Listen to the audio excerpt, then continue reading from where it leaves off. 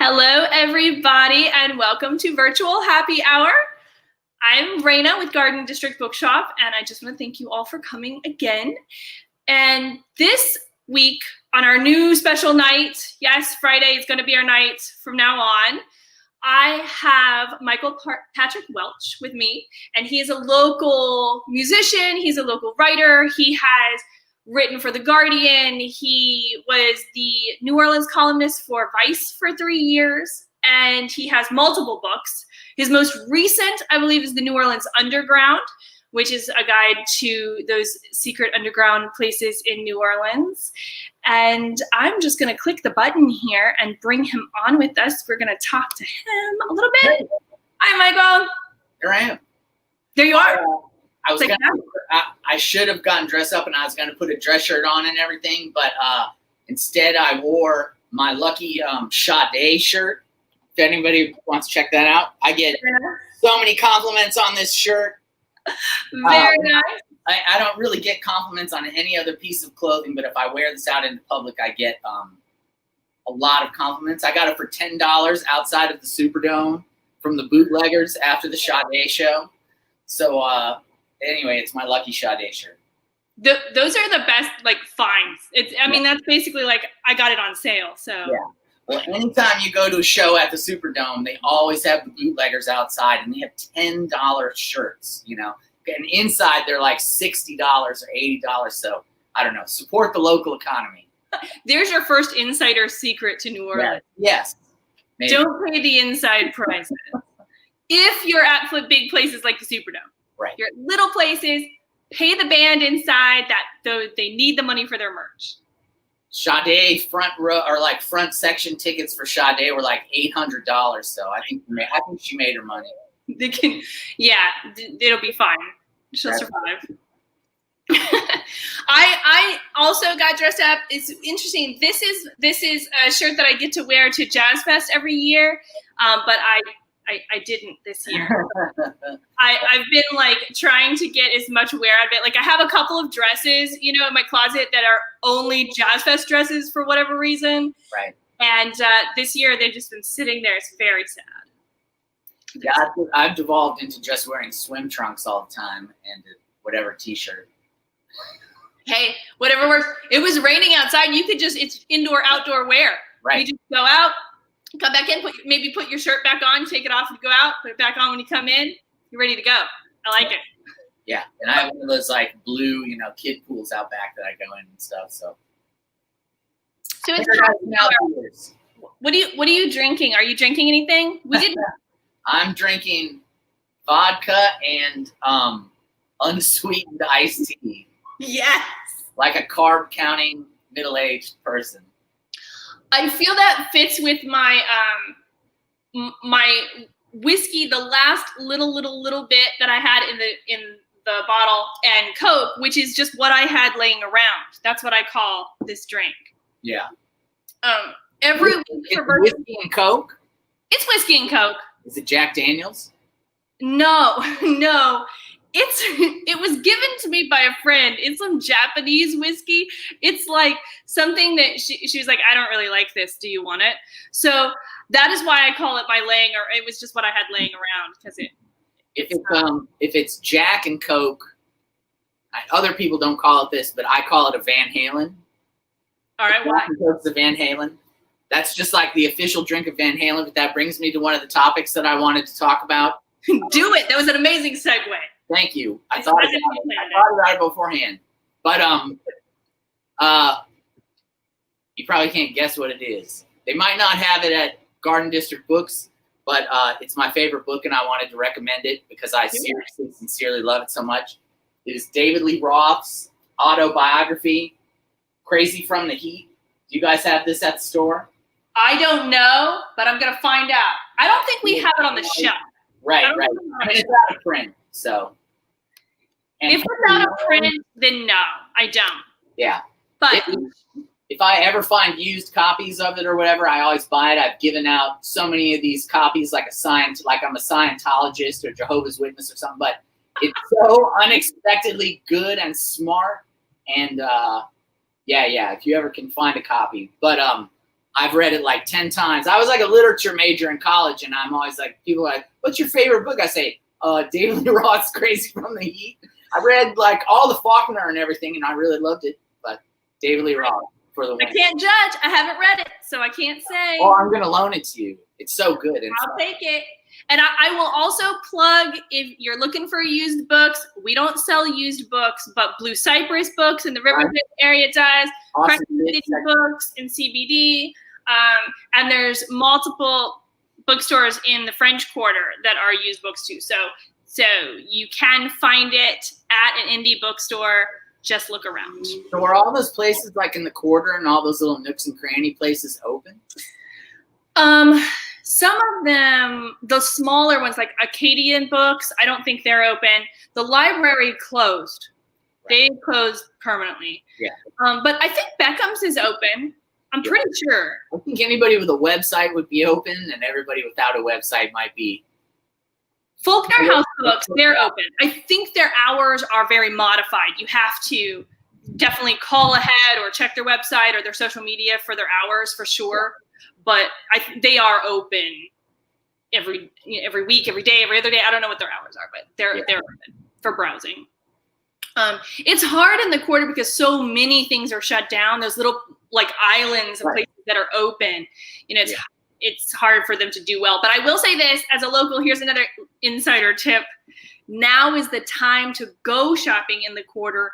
If there's a shop like that you love, but you don't go in there because it's always too crowded, it's too hard to get there, whatever, now's the time. If they're open, call ahead, check ahead. If they're open, you can get in and out like never before, really. Like, I think the only time that I've seen it, I know everybody says this, but like after Katrina is kind of what it's similar to, and not as many things are boarded up right now, but in that you could get to that favorite store, go into that store.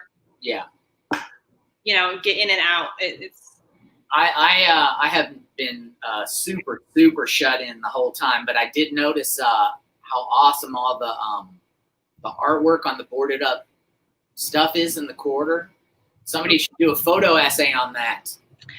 I've seen a lot of pictures on social media, but yes, somebody. Yeah, I started seeing pictures, and they look so good, and they pop, and they really are like affecting with all the wood on the on the buildings in the Quarter. Somebody needs to do it all in like one big bunch, and that's my pitch advice. Somebody out there pitch that story to some magazine that publishes.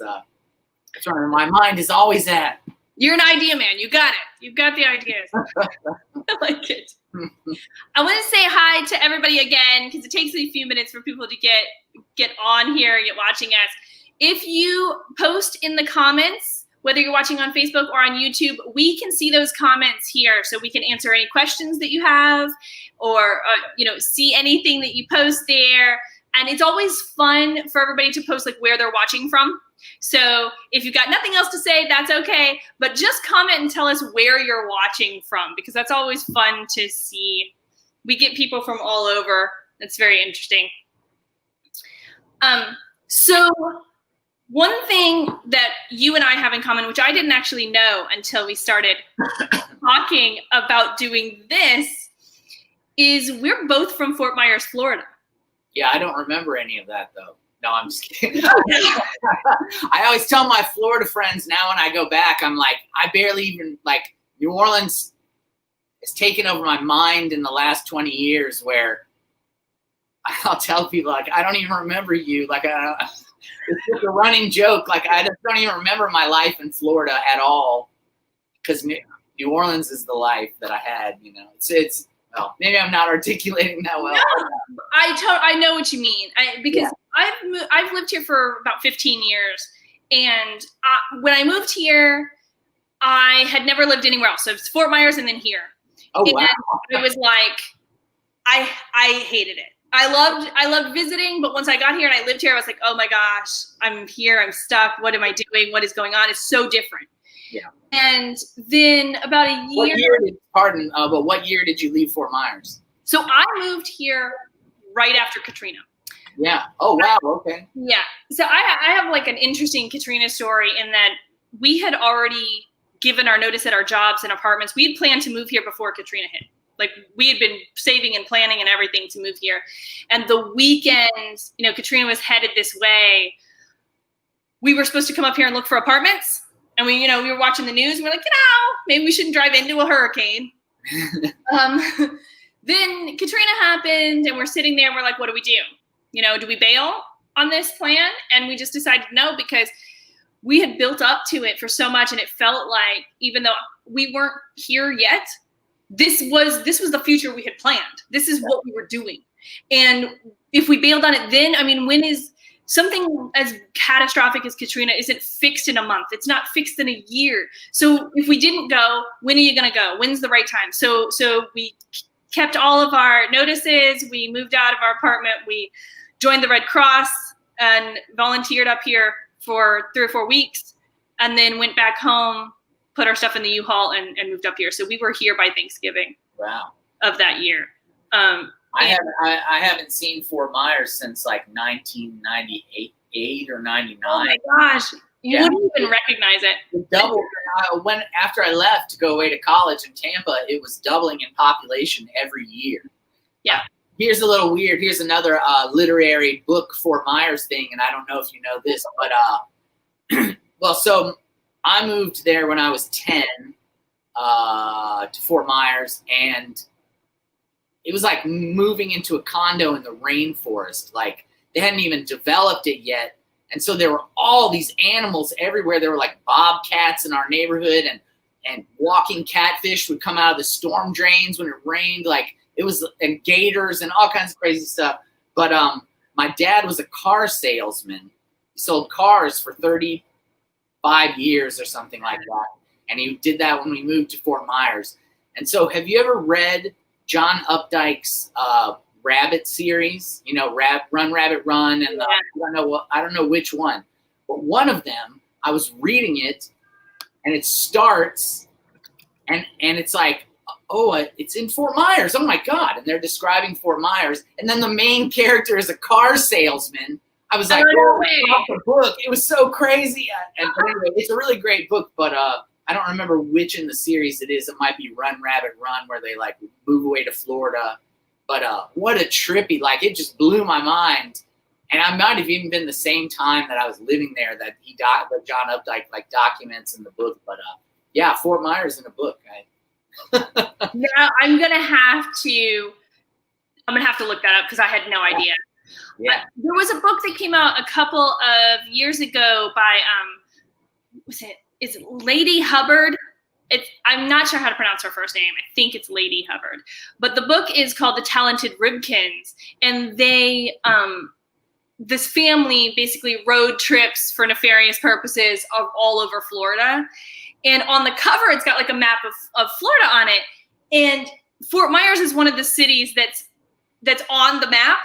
And I was like, oh my God, I have to read this book. Because I remember back, like now Fort Myers is on all the maps. Like it's on, if you're looking at the news, it'll be on there, But when I was growing up, Fort Myers was so small that it's like, oh my gosh, Fort Myers is on the map. Because it would be like Tampa and Miami. Yeah.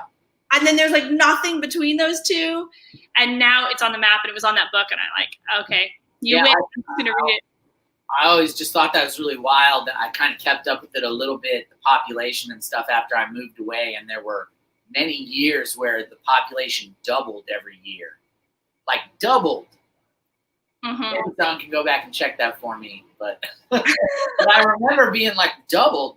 And so, it must be a completely different place. Actually, I have my second novel, which I did with Dirty Coast, is actually largely about Sanibel Island. Oh, yes. And shelling on Sanibel Island. It's called Y'all's Problem. I've done that. Yeah. But, actually, I didn't have a job until I was like 18, because all I did was collect seashells and sell them to the stores around Fort Myers and Sanibel. No way. I know the name of every seashell that you could possibly get in the Gulf. And my mom and I would I'm going to write a memoir about this someday, but my mom and I we'd like wake up at 4 o'clock in the morning with the flashlights and go to Sanibel to like the grass flats. And my family would rent boats and go out to these sandbars, and we would get horse conked. You know that? A horse conch. Oh, yeah. Sounds like something dirty, but conchs. It does, but yeah.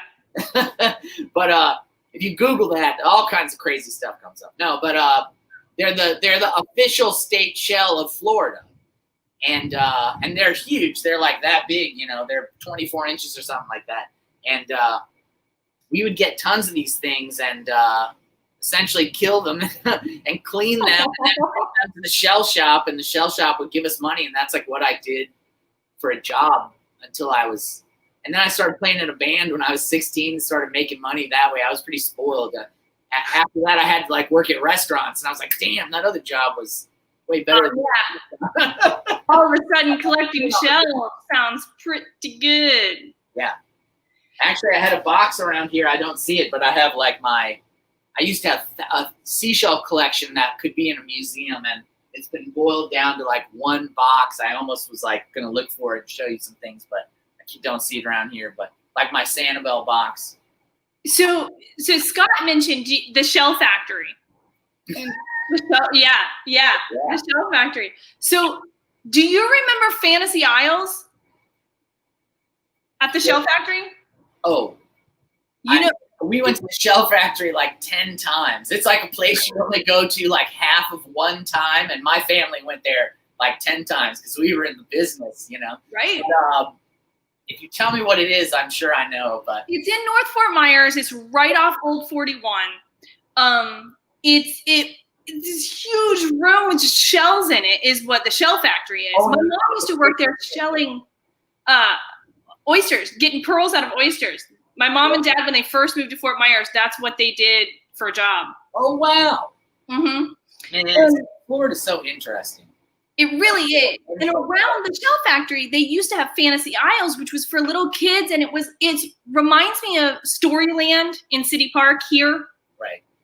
It was very similar to that, but more sprawling because there was more land there, and it was the same type of thing where you storybook characters, and I had probably 5 birthdays there when that was like the place to have your birthday party, you know, from Shell Factory. Yes, right? And because now it's only the Shell Factory. So if you go back, it only has probably what you're remembering, just the shell area. Do you think anyone who's listening to this knows what the Shell Factory is, though? It's like a huge warehouse, like a wholesale seashells. Like if you're really into buying seashells and you don't want to go to one of those nice little shops, you can go to this like warehouse and they give you a tour of it, and you can get all these seashells for like half price. I don't know. It's like the industrialization of seashell collecting or something. It's so weird. It really is. I'm gonna write an article about that. You reminded me. Someone needs to write about a book about that place. Okay. Well, all right. So Scott's here with another recommendation. Okay. Santa and the Ice Cream Bunny. Say that again. Santa and the Ice Cream Bunny. Do you see it over here in the comments? I can't. I don't see any comments. You don't see any comments? Nope. Oh, wait. I'm in private chat. Hold on. Oh, there you go. No, there you go. See good. Nice. Now I see it. All right. So Santa and the Ice Cream Bunny is a kids movie, just a messed up kids movie. I don't know when it came out. I'm going to shoot for the 70s. Could be off there a little bit. Shot at the Shell Factory. Oh my God. It involves Santa. It involves strange childhood, like Storyland fairy tale stuff going on. That's the second chapter of the book. Yeah. The Shell Factory that I'm going to write now after having this interview. I'm really surprised that there isn't like a history of the Shell Factory or something. That's what I'm saying. When you're like, there it is, lack. A cake to fill a lack. That's a Faulkner thing, right? Yeah. Well, you got to make it literary so it's respectable. Yeah. God, I have like 400 pages of shelling stories. Most people have probably never even heard that verb, shelling. Shelling. Sounds like if you have never lived near a beach, then you don't. Why would you? There you go. So this is exciting for everyone from New Orleans. It's very exciting. Oh yeah, everybody hates Florida, but they're wrong.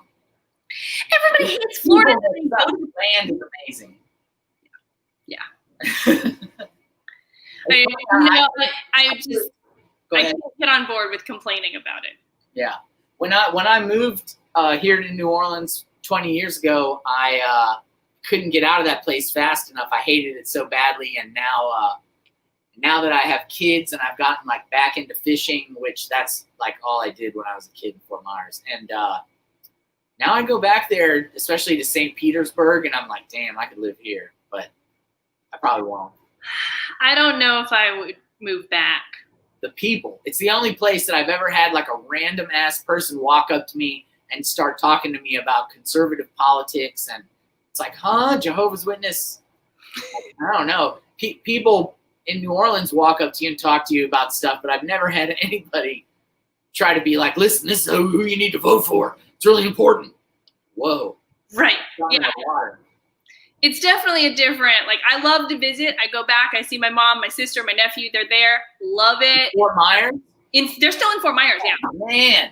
Mm-hmm. So I go back, like, at least once a year. I'm down there for probably about a week. Yeah. And that's why I was saying you wouldn't recognize it. It changes so much because it's growing so much. Right. There are roads, I don't even know what they are. I don't know where they go. You know, my sister's like, oh, take this road. I'm like, I don't even know what you're talking about. That road did not exist last time I was here just a year ago. So, wow. Oh, that's my sister, by the way. Christy. See her in the comments? Hey, yep. Yep. That's the one. Yeah. She's like, take this road. And I'm like, I don't know what road you're talking about, but I pretend that I do and then put it in my GPS when I leave. Oh, that's awesome. You guys put the link to buy the John Updike Fort Myers book in the thing. Yes. I put that on there. And that is the Shell Factory. Everyone who wants to check out the Shell Factory later, you can click on that and learn all about the crazy world of the Shell. I really need to write that down because I would write a book about that. That's like something I have a great investment in that would be enjoyable. I'm always trying to find what's like enjoyable to do. And as soon as you said that, I was like, oh my God, that sounds so fun. Oh yeah, you can tie it into shelling. You can tie it into, stories about my mom. Yeah. Stories about your mom. And it will sell forever in the Shell Factory gift shop. True.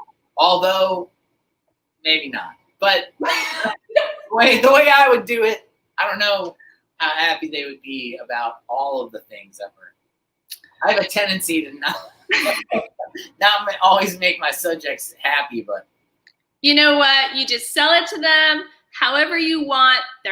If they don't read it, you'll know when they read it. Yeah. Because they'll send you a note like, we can't carry this anymore. And you're like, yes, a year. They sold it for a whole year before anyone ever read it. I knew it. Oh my God, look at all the stuff he said about us. You just gotta bury the bad stuff deep, like, over halfway through, and then they'll, it'll be fine. They'll read like a chapter. They'll be like, "Oh, this is so great," and then they just put it front and center. It's all the crap out of it. Great. I will put a link to New Orleans Underground Guide. Yeah, that. Are you working on a new book? What are you working on right now, Michael? That's more of like a tool. I have all kinds of books, 2 novels and a couple other like memoir things. And then I have the Underground Guide, which is actually still, I think to this day, the only New Orleans travel book that only focuses on music.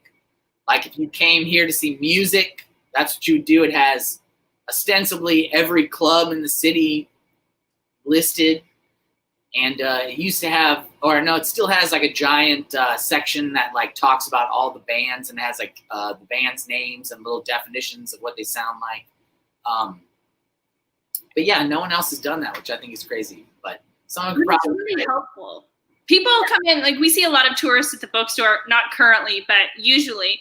And they will ask, like, oh, we want to hear some music. They ask where to go, but they also ask who, because on any given night, you just pull up this laundry list of people that are playing, and they have no idea about most of them. Right. And so. Here's another pitch for somebody out there who's ambitious. Do it.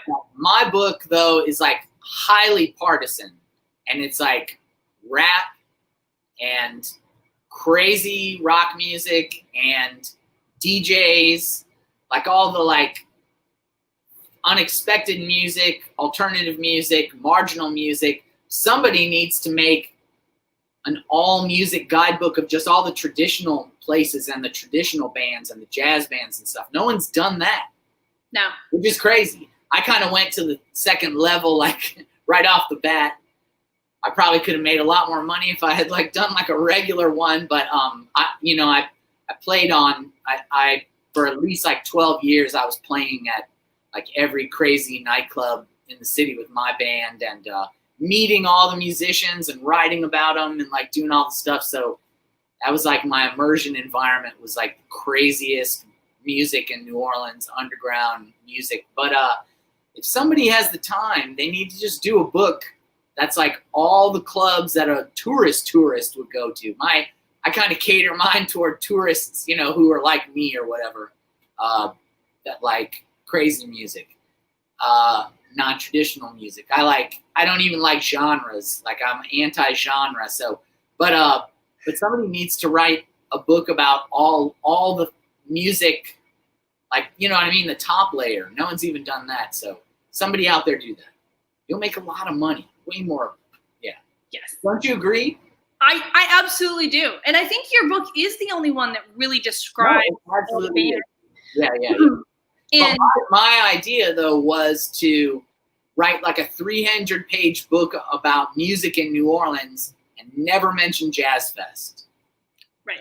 And never mention all the things that you're going to learn about when you get to the airport. Because, they're going to teach you about that. You don't need that. You need a book for the things that they're not going to teach you. And I don't even really think the book is like underground. My publisher at UNO decided to call it that. And it's a good like shorthand way to say, a thing. But what it really is just all the things that someone else is not going to tell you about. I always say like Vaughn's is in it like 5 times. Vaughn's is not like underground. Well, but it might be someplace they don't have a billboard at the airport, so it's like anything that has a billboard at the airport, that's done. They're doing their own advertising. They don't need the extra help. Right. So I'm kind of trying to provide advertising to like alternative musicians and clubs that have challenging, interesting, New Orleans has our like, I don't know what it's like right now, but yeah, we're not talking anything from like March to now. May not apply, but you know what I mean? But the people that come here from all over the country to make music and like, there's so much indescribable music here. That's what I really like where I get caught up in like, what is this? I love brass bands and I love all that stuff too. But my fixation is kind of like people who are making a unique voice that I'm like, what the hell? What is that? Yeah, making their own unique sounds or mashups, taking pieces, maybe a song that some of my favorite music, brass music is when they've taken a song I know and they've turned it into a brass band. I love that. And I the idea that you can and that's totally not only acceptable, but I'm very excited. I'm like, oh my gosh, I've never heard this version. And sometimes those are my favorite versions of the song after I hear it. So yeah, definitely. And Joycelyn, a guide to the best live streams. I don't know if we need a print, but it would definitely be helpful if somebody wanted to start like a website or an event calendar or something that had another great idea. That's at least like 5 great ideas that somebody out there needs to. But a website that compiles all the New Orleans live streams, right? That's like dynamic and has a lot of different. Oh, that'd be excellent. Yeah. Then somebody really focuses on that because now you're just sort of piecemealing it all together. Right. And like for our book events, which aren't live music, but for our book live streams and Zoom events and stuff, we send out press releases just like we always do. But again, they get picked up or not picked up just like they always do. So it's not like all of our events are compiled with all these like events for New Orleans, and it would be great if some of those event calendars just sort of pulled all of that stuff together. There you go. Somebody, I've got too much stuff to do, so. Somebody else has another idea. Yeah, that's right. Someone take it tonight. Yeah. Okay. Sarah Jane Chase asked me, can you talk about your writing process and how you make time to write when you have kids? Excellent question.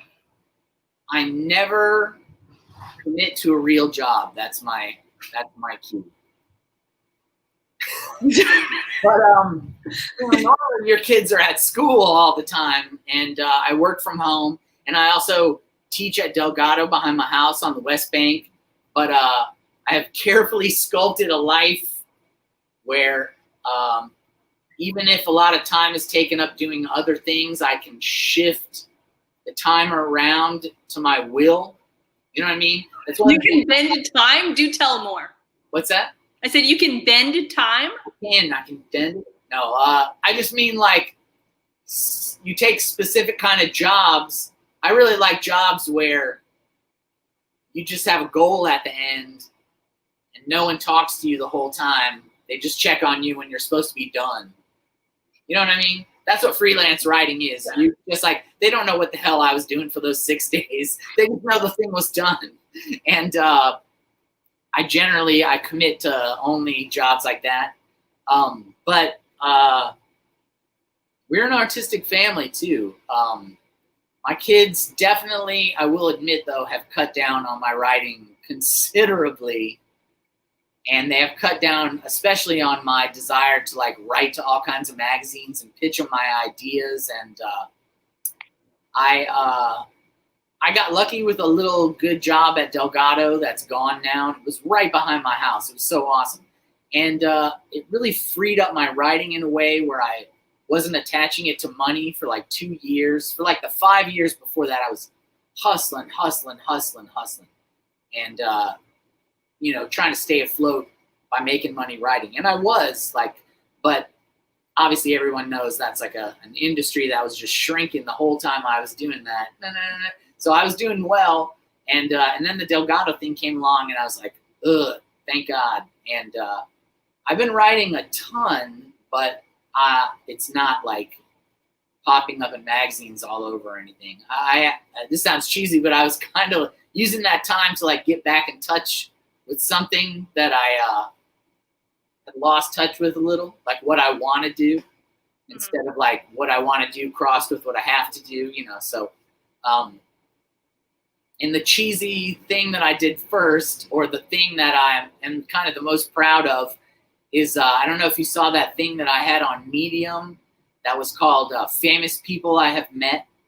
Mm-hmm. I spent like 20 years using my like journalism life to meet all kinds of people that I admire and artists that I like want to talk to and people that I wanted to pick their brain. And so it took me like 2 years to make this list of all the famous people I've met in my life. There are 140 that I remember and that I wrote about in a series on Medium. Some of those little entries are like 200 words, but then a couple of them are like 5,000, like really meaningful ones. Like I took Chuck D from Public Enemy on a tour of the destroyed lower Ninth Ward. Like 3 years after Katrina, that dude's like my hero since I was 13. And I got to like walk down the streets in the lower nine and talk to him about the racial inequality apparent and the response to Katrina. It was just freaking amazing. And then some of them are like little funny stories about meeting somebody for a minute, or sometime I interviewed someone that got mad at me or something. But it's like Alicia Keys and Bill Murray, and there's like a top tier Ray Davies from the Kinks and all these other people, but then a lot of like indie rock people that I really love in my life, throughout my life. Shudder to Think, who we're going to talk about in 10 minutes or so. In a minute, yeah. Yeah. Okay. So, I managed to write a lot with kids, but they always are trying to stop me. Yeah, they're always trying to stop me. I have found just with getting work done. So my son is 13 now, so he's a little older. He's doing his own thing a little bit more, but that sweet hour right after bedtime, that's the good stuff, you know. Yeah. And the times you don't take advantage of it, at least for me, like that time will go by and you start like getting tired or whatever, and you're like, man, I missed it. There have also been times, I'll say, like with the kids, I feel like I wake up at 7 every day. So I can't even stay up 2 hours after they go to bed. You know, they go to bed at 9:30. I'm like in bed by 10:30. And I have found that I just don't write at night. And I used to. That used to be like the manic time. You know, you would start to have a drink and like do all that. And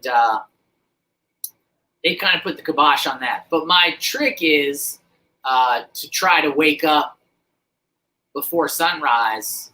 And like a Marine, you know, when they say we do more before everyone wakes up than whatever, that method works really, really good. But no drinking. You can't drink when you can't drink and wake up. And drink in that sweet hour before the sun comes up? No, I'm saying like the night before. You have to like have more of like a clean, healthy life in order to be waking up at 5 a.m. to start writing, and then your kids wake up at 7:30 or something like that. You know, like I said, that works killer, but you also have to be like.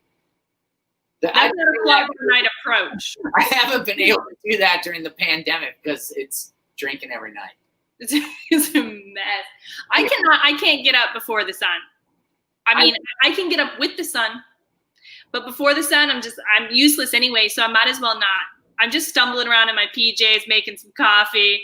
Like, I'm not doing anything productive, so I might as well just wait for the sun. Yeah.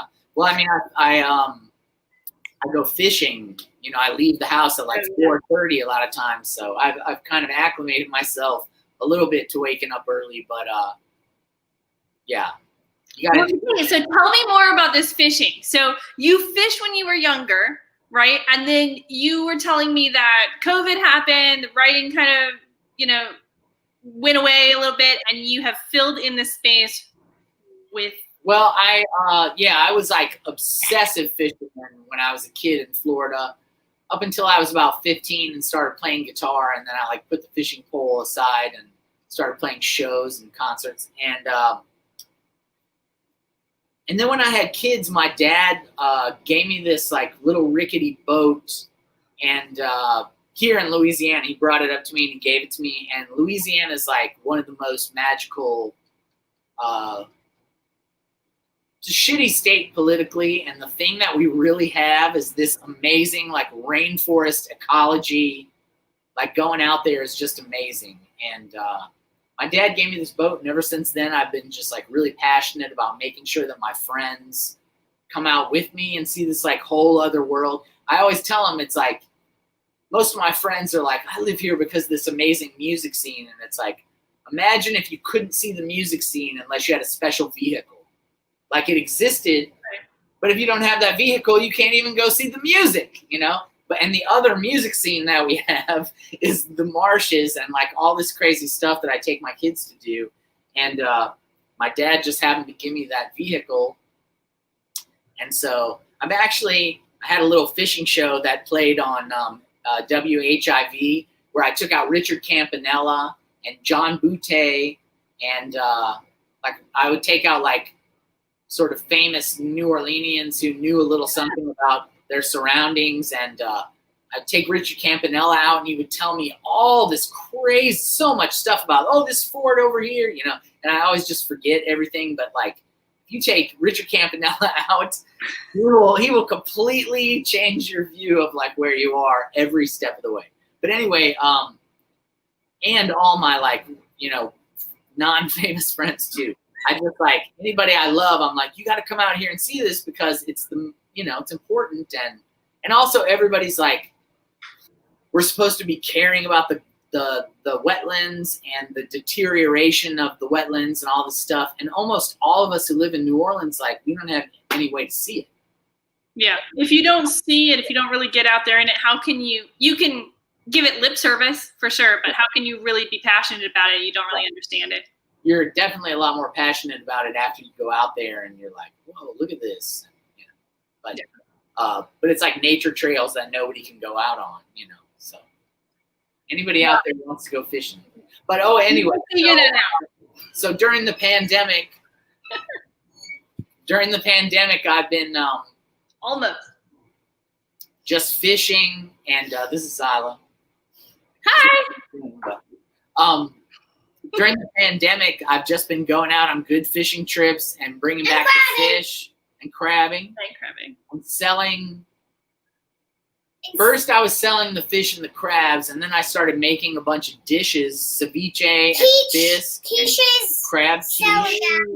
Yeah, and quiches for me and Cleo. And it's just taken off. And I think people need food more than they need writing. Well, oh yeah, go ahead. That is fundamentally true. We need entertainment. If you're on Twitter and I'm like, you know, I've been writing in New Orleans for like 20 years and I have 1,900 Twitter followers, and then you go to like the joints, you know, the joint, that barbecue, you go to the Twitter page and they have like 11,000 followers. You're in the house somewhere. And you realize, like, your writing is never going to be as good as their brisket. No, and I need to know when they're open so that I can go get it. Speaking of shouting out the joint, though, not only is the barbecue amazing, they are doing carry out like 7 days a week. And if you just visit their website, you can order it online or you can call them. And it's very like they're all wearing masks. It's very sanitized. Everybody's keeping their 6 feet. It's one of those good places. Yeah, takeout food is still a viable commodity. Absolutely. So we were gonna maybe I could tell you what I was working on aside. Yeah, so you're working on something now, or you hope to be working on it soon. What is that? What are you working on? Well, it may all fall apart. I'm just really talking about a pitch that I made, but that famous music book series called 33 and a Third. I was doing that famous person series on Medium, and I was doing it for a few weeks, and really I did it. Well, one of the main reasons I did it is because it was an everyday thing where I had to post something every single day. And sometimes it would be 200 words, like I said, and sometimes it would be 5,000, but I had to do it every day personally. And so it was like, you know, some crazy exercise routine that you can barely do. And that was really excellent. It may have seemed super frivolous to the people who were reading it out there, but to me, that aspect of it was like, man, I was like getting muscles, you know. And anyway, and some of the stories are really great. But anyway, one of the stories is about this group called Shudder to Think. And they were from Washington, D.C. They were on Discord Records, which is Ian Mackay from Fugazi and Minor Threat, his record label, legendary. And I wrote one of the famous people entries about getting to meet this group Shudder to Think, and I actually opened for them at Voodoo Fest. Like, I love them so much, and got to do that. And I took too much ecstasy after the show, and me and my partner made like complete asses of ourselves in front of this great band. But anyway, after I wrote that, after I wrote that, the band was like loved the story. And then right after they told me they loved the story, that Series 33 and a Third put out an announcement that they wanted new books. And so I wrote this like 10-page, really complex, worked with the band to write this beautiful, I really hope it gets accepted, but to write a book about Shudder to Think's album, Pony Express Record. This is it. Very nice. Anyway, something from the 90s that a lot of bros like.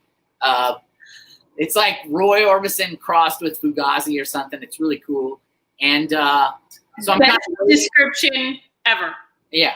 And it does make it sound appealing. It's really good. It's like Fugazi, but without masculinity. It's really interesting. But anyway, I'm waiting for that 33 and a Third company to like write me back and tell me that they want me to write that book. But they absolutely should, and we can all like tag them on their social media and Oh, tell them. Think or 33 and a third. 33 and a third. Right. Be like, hey, Dude, that would be so. Michael loves them so much, and he's so good at this, and he's a great writer, and you should pick him.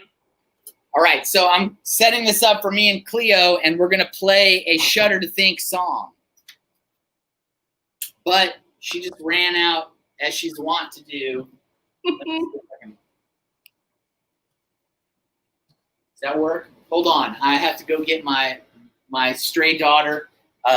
Tell a joke real Your quick. bandmate has taken off on you. So let's see. There were a couple of comments here. Maggie, strawberry basil daiquiris at the joint. I've never had one, but next time I order food from there, I don't know if I can get one now. I can't get a strawberry basil daiquiri, can I? Well, next time they allow it, I will get one because it sounds amazing. And there's the 33 and a third book series, which we can order any of those books from at Garden District Bookshop. We have a few on our shelves, but we can order any of the ones you see on their website there. But that is the book series Michael was talking about earlier, writing. And this is my daughter, Cleopatra. How does that sound? Does that sound too crazy? Do it again. Whoa! Yep. It sounds good. I mean, it sounds probably as good as it's going to get. All right. But we can't see you. Hold on. I'm going to see if I can put you. Can I put you? No, I can't. I was kind of cutting off my head, but I know. I'm going to try. everyone can see my hot licks. No. Wait. Hey! Wait, I'm trying to get us both in. There you go. There we go. No. Yeah. Wait, a little bit down. See, she's so much cuter than me. Okay. All right, everybody, turn it up. Here we go. So yeah, this Shudder to Think song isn't from the record that I'm writing about. Their music is really complex, and this is like their easiest song. And my daughter, Cleopatra, really likes it and is going to sing it super loud. You ready? All right, hopefully this works. There's a red house road. Here it comes. 16. House road. What lies beyond is something like a chicken coop, not sure though. I go overdose. Every ghost of my brain goes to yours, and something comes quite clear. Smoke is her name, but you grow. Can't stop the rain or the snow. No, I'm talking about the medicine, the legal thing you eat when you are sick.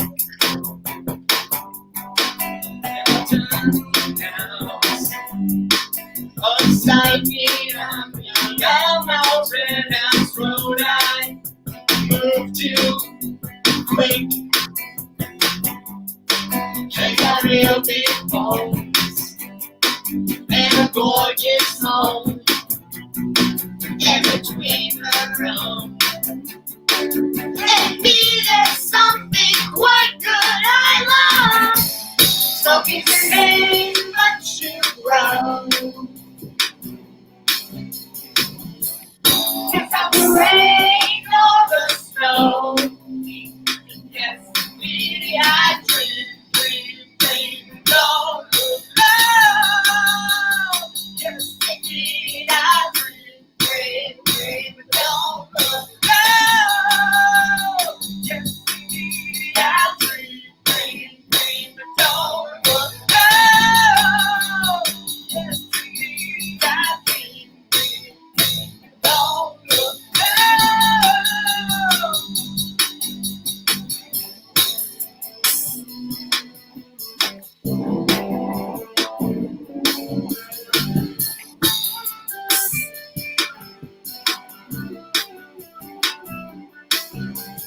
Wasn't me, it wasn't me, trying to wrap me up.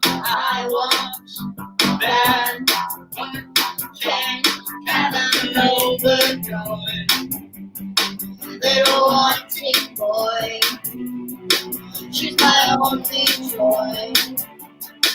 And covers come between us too clear. Look at the name, but you grow. Can't stop the rain or the snow. Yes, indeed, I dream, but don't look up. Yes, indeed, I dream, but don't look up. Yes, indeed, I dream, but don't look up. Yes, indeed, I dream, don't look up.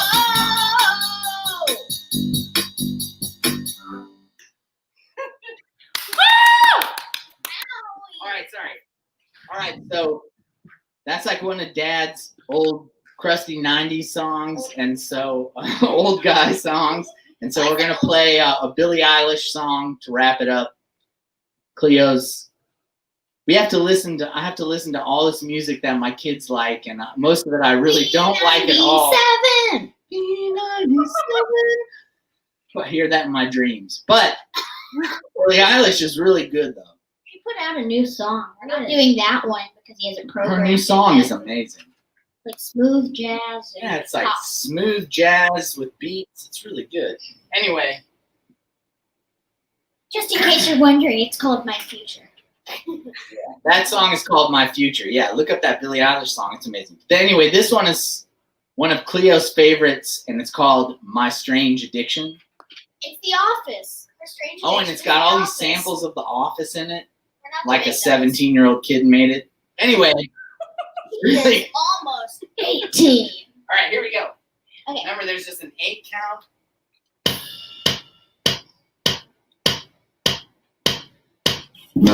Questions you don't want to know. Learn my lesson way too long ago. To be talking to you, Madonna. Should've taken a break. I'm not so drama. Take what I want and want you. Bad news. One of us is gonna lose. I'm the powder, you're the fuse. Just add some friction. You are my strange addiction. You are my strange addiction. My thoughts just can't explain my symptoms or my pain. But you are my strange addiction.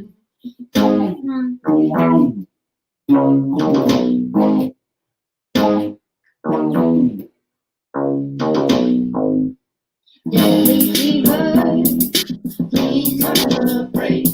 Be my reliever, 'cause I don't self-medicate. And it hurts when you didn't like it.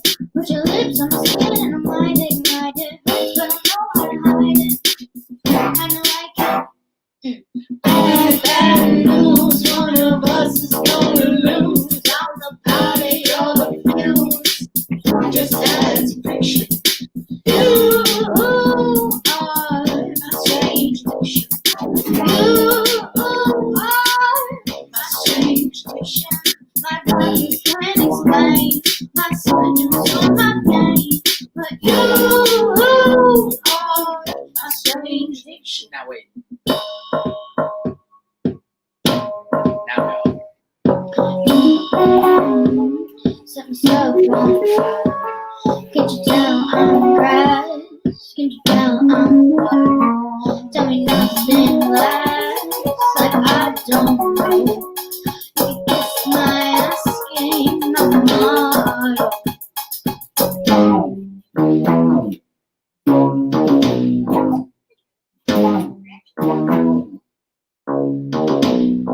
Right? You are my strange addiction. You are my strange addiction. My doctors can't explain my symptoms or my pain. But you are my strange addiction.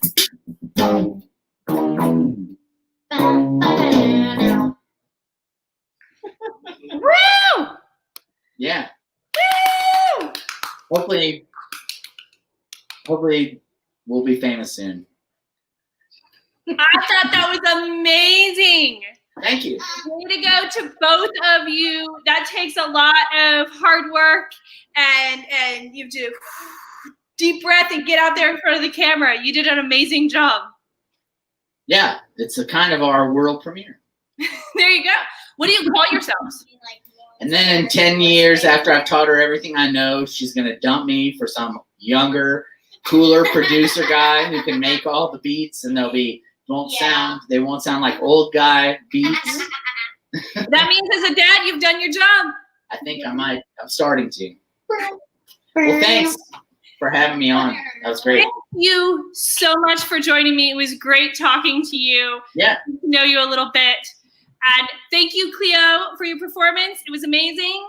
and thank you to everyone who's watching. Thank you for tuning in. Thank you for commenting. I really appreciate all of you. Follow me on Facebook if you want some crab quiche or crab bisque or redfish ceviche. That's the other thing I make. She's also my partner. Multi-talented. That's it. All right. Thank you very much. You guys have a good night. Yeah, you too. Thank you so much. It's good. You did good.